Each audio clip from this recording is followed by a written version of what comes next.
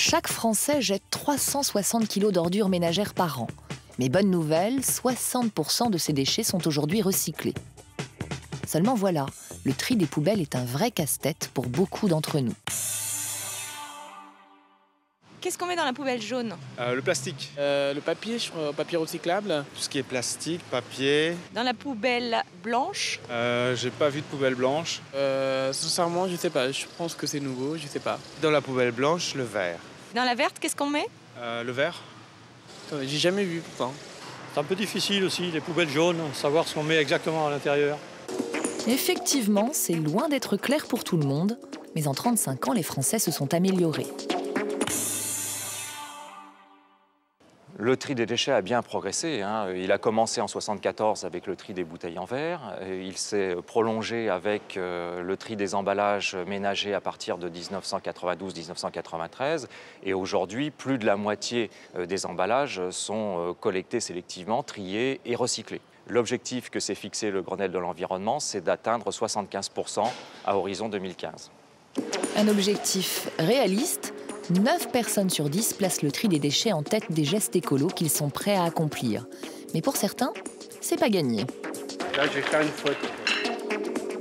Vous hésitez, monsieur, vous savez pas? Non, je ne sais pas. Pas très concernée. Stéphanie est tout aussi perdue. Elle voudrait bien faire, mais entre la poubelle jaune, la blanche ou la verte, elle hésite. Alain Geldron, le responsable du département recyclage à l'ADEME, va l'aider. Petit cours de rattrapage. On commence par la poubelle jaune. Ça, je sais pas du tout le mettre. Ça, c'est un flacon et la consigne, c'est que tous les flacons peuvent aller dans la collecte sélective puisqu'on sait recycler les différentes matières, y compris avec les bouchons.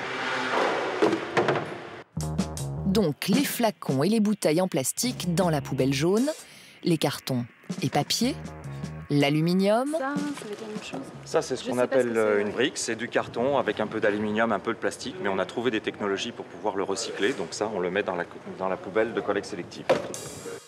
Résumé, dans la poubelle jaune, on met les flacons et bouteilles en plastique avec leurs bouchons, l'aluminium, les cartons, papier et journaux, les briques. On prend bien sûr soin de vider tous ces emballages de liquide ou d'aliments sans les rincer.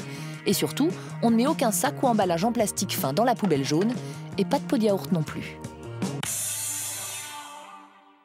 Ce petit emballage, je sais pas quoi en faire. Tout à fait. Cet emballage est composé d'une barquette polystyrène et d'un film plastique. Ça, aujourd'hui, on ne sait pas les trier correctement et les recycler correctement.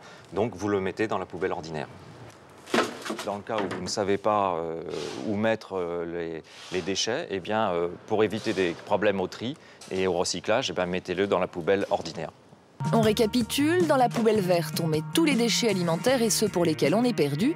Et dans la blanche, seulement le verre non rincé, mais pas tous les verres. Dans la poubelle blanche, il faut éviter de mettre les ampoules électriques, les objets en porcelaine, les assiettes, les objets en verre qui sont ni des pots ni des flaconnages, les plats ou les assiettes en verre, parce que ce n'est pas tout à fait le même matériau et ça va venir contrarier le recyclage ensuite. Problème, ce tri n'est valable qu'à Paris. La couleur des poubelles et les consignes de tri varient selon les communes. Si on regarde la diversité du territoire national de ce point de vue-là, on a 325 sortes de consignes et de tri différents. Et ce serait peut-être bien, non, qu'il y ait une harmonisation de cette législation? Le Grenelle de l'environnement, bien entendu, s'est préoccupé de cette grande diversité de consignes de tri qui limite la communication nationale. Et aujourd'hui, les pouvoirs publics se sont donnés comme objectif d'harmoniser les consignes de tri sur l'ensemble du territoire. Quant au logo que l'on voit sur les emballages, c'est pas très clair non plus.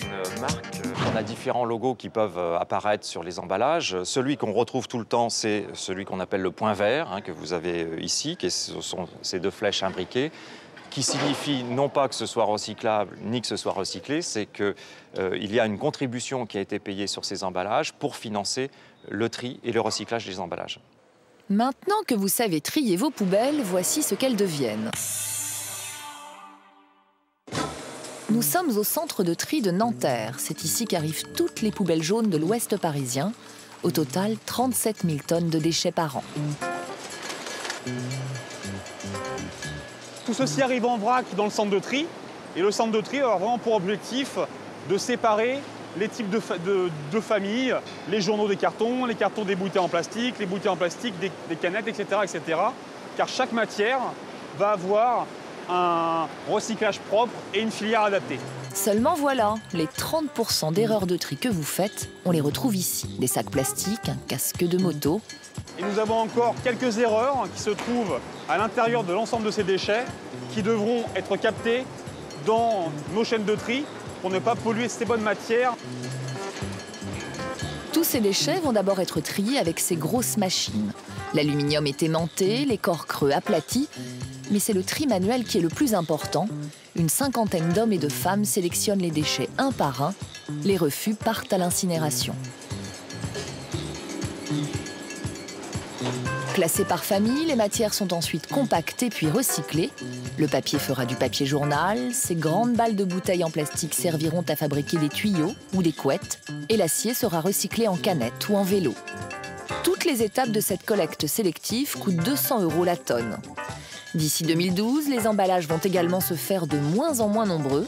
Le secteur de l'agroalimentaire s'y est engagé. Et déjà, en 2009, on observe 5 à 10% de packaging en moins.